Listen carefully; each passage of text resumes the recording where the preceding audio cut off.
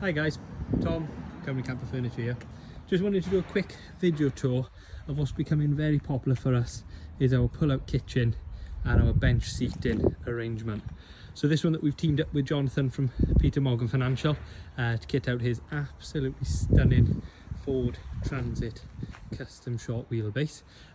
Main priorities on this one was storage for a bike just on the centre alley here, and with a young family too much storage is never a bad thing. But what we have developed on this one is a massive 1.8 metre bed, which you then have full size with our shelf bracket just by here. So that makes the bed square, but also you still maintain full use of the floor space when you don't need it or you're just entertaining. So going back onto the bench seating, typically is two benches either side, lid flips over from one side to fill in the gap, and there's your bed, nice and easy. The beauty of that is one side is removable, so you can then use one just for single sleeping, or a very cozy two if you don't mind falling off, but you've still then got absolutely ample room to use as a van if you're moving home or carting a bike around, something like that, a solo trip that you were planning. Then on to the power setup. So we do two types of kitchens. So on this one you can see that it's got the induction hob and our fridge setup. We can do no fridge, we have a cupboard, induction hob, gas hob, whatever suits you. It's a very, very universal and multi-purpose drawer on load rated 200 kilogram runners that are also lockout. So the drawer, whatever angle you park it on now, won't go in unless you pull the lever.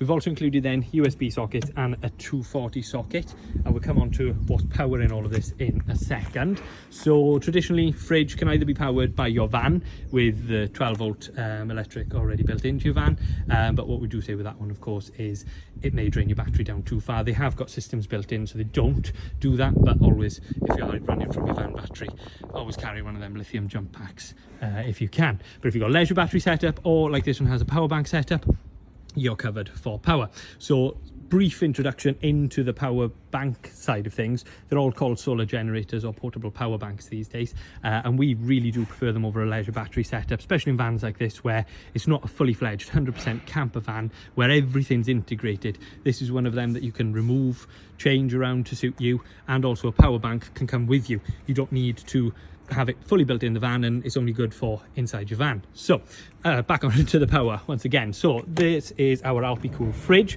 compressor run fridge. So this gets to -20 if you wanted it to be a full freezer.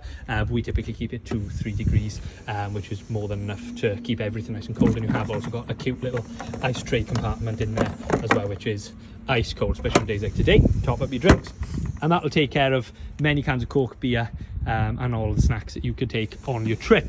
We then build in either an integrated induction hob like this one's got, or you can have the traditional double gas burner, a Cadac or camping gas on top. With the induction, the beauty is that you do then have a little bit more storage underneath, and on this one we've just upgraded the build. So this is our V3 drawer, and we've now got underneath lights, which you can't really see in today's lighting. It's a little bit too light today, but yeah, we do. Let me just dim them up.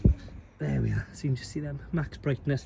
They're built into our, again, very popular remote dimmer, so wherever you are on the van, off and on as you please. But also if it's a little bit too bright, you can always dim them right down. And we've hooked them up to the middle row of lights inside the van. So you've got your factory lights at the back, but you've also then got remote that run off the power bank, so even when the van's all locked up at night, you've still got access to the to lights, and you're using the power bank battery. So power bank back again, we got 12 volt coming in to power the fridge, to power your cigarettes or USB sockets that we integrate by here, but you have also got a USB here. Induction hob then, that's a traditional household induction hob running off 240 volts. That's the beauty, where our power banks now become a universal 2-for-1.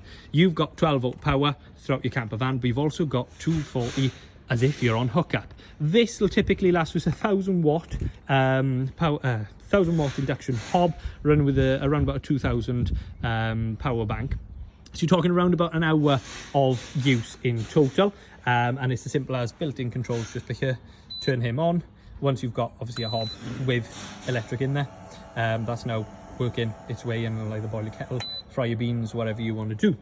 and that's basically the drawer setup. And I say totally universal, can be customized to suit any of your needs. Unfortunately, because of the width of the drawer, we can't do it on both sides of the van. That's something we always get asked. So what you have got under here is absolutely ample storage. You've got a nice little drawer for quick access to items, but your taller and deeper drawers for getting all the bulky items in this side.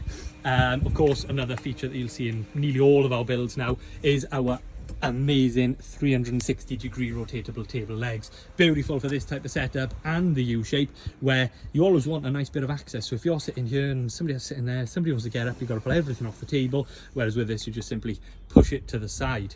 And then we'll go to our electric cupboard, which, to be fair, it's not as scary as it sounds. On these ones we've simply got a nice easy setup. So our cigarette socket is powering our 12 volt, so that goes into a little fuse board. We are rated to 10 amp max on the cigarette, so we've got small 5 amp fuses powering our simple 12 volt devices such as the fridge.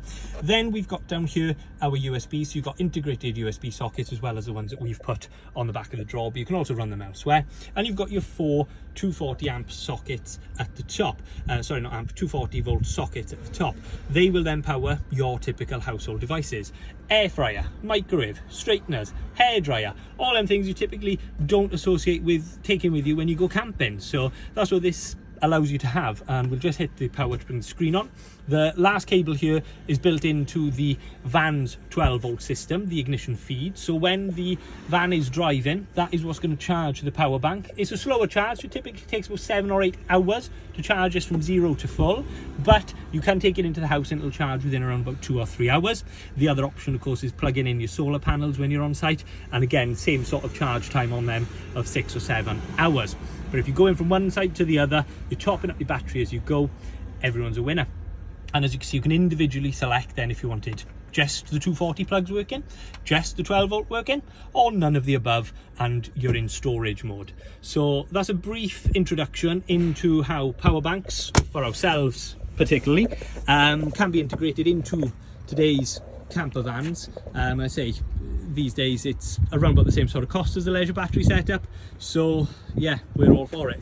So we're just going to close this one up now and wait for Jonathan to come and pick up his new van, and I'm sure he's going to go straight down to the beach. So thanks for watching the video. I'm Tom, Cymru Camper Furniture, for all your bespoke camper van needs.